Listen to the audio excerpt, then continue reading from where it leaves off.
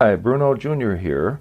Our podcast, Busting Addiction and Myths, is sponsored by SafeHouseRehab.com. SafeHouse believes that traditional treatments fall short of the needs of clients who face the modern problems of addiction.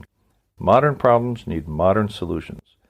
Multiple addictions, multiple relapses, multiple triggers, and cheaper and more powerful street drugs set up unprecedented challenges facing treatment centers. What is needed is a more sophisticated approach, a better way forward. There are 3 reasons to choose our progressive modern treatment program. 1, a more sophisticated intake process.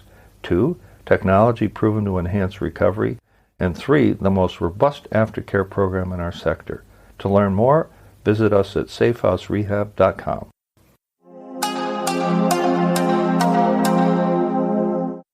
Episode 13, Season 9.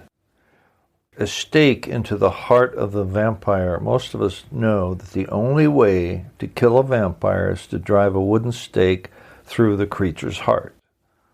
Although this is only folklore, there are 2 interesting components to this tale. First is the idea that there is a tool that is effective in dispatching the unwanted creature. And second is the idea of the vampire itself, an undead that could come back to haunt your nights unless you assertively dispatch, that is, kill the creature when it comes for you or for a family member. So why do I bring this analogy up? Surely it is not just to entertain you with the story of Dracula and his desire for fresh human blood. Think of the disease as the vampire who's been draining your loved one bite at a time and will not leave your home or your loved one until you take some action. Your weapon is love, believe it or not. Love is the most powerful weapon in the universe. Love has the power to transcend the greatest difficulties in your life. Favorite writers on the topic of assertive action in the arena of intervention is Deborah J. She says this about the power of love in the context of taking action. Spiritual negotiation creates hope for those who have none by putting love into action. We are always negotiating with the alcoholics in our lives, whether we acknowledge it or not. Most families are ill-prepared to negotiate with addiction. Consequently, they are locked into a win-lose approach. The addiction wins and the family loses. Spiritual negotiation, however, creates a win-win-lose outcome. The family wins, our loved one wins, and the addiction loses. Up until now, we've been rewarding this beast. We reward it by believing that all we have to do is let go and everything will work out for the best. We reward it by believing we're helpless or that loving someone means we abdicate our authority. We reward it, invite it back even, by ignoring it or denying it exists. By rewarding addiction, we've given the beast the dominant role in the family. Spiritual negotiation takes the authority away from the addiction by putting the family in a leadership position. Here's what happens. Spiritual negotiation uses loving assertiveness. Where once there was either aggressiveness or timidity, now calm, collected, and consistent assertiveness takes control.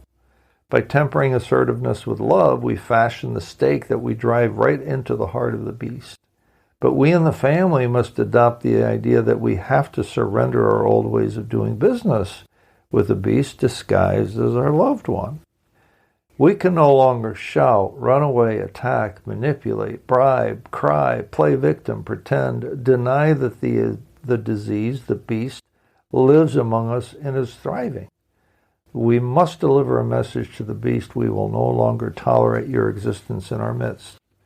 We will consult with, and if feasible, hire a professional interventionist, or at the very least consult an intervention guidebook, and all in the family will read it together so that everyone is on the same page as to vocabulary, process, and roles.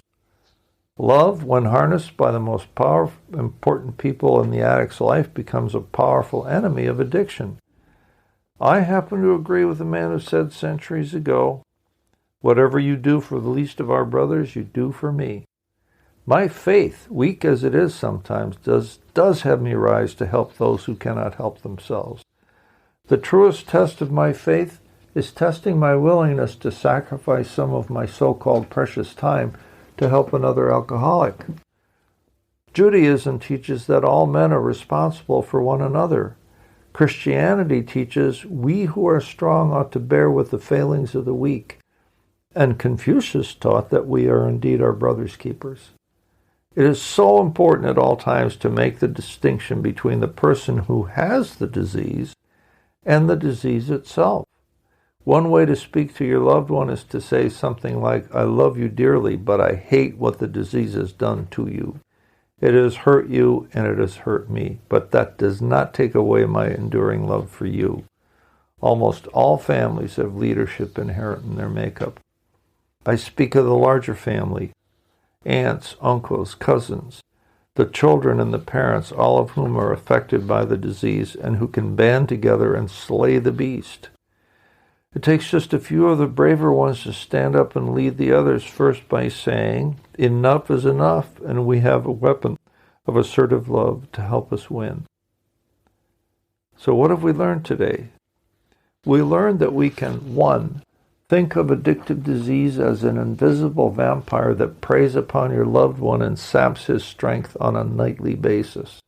2, create a powerful stake that is based on assertive love. Love that doesn't take no for an answer and is calm and consistent. 3, hate the disease and still love the person. We can confront the one we love with the truth while showing compassion. And 4, intervene on behalf of our loved one in the same compassionate way that the great teachers would have us do. Those of us who have more to give cannot abandon those who are in need. That, we should all believe, is a law of the universe.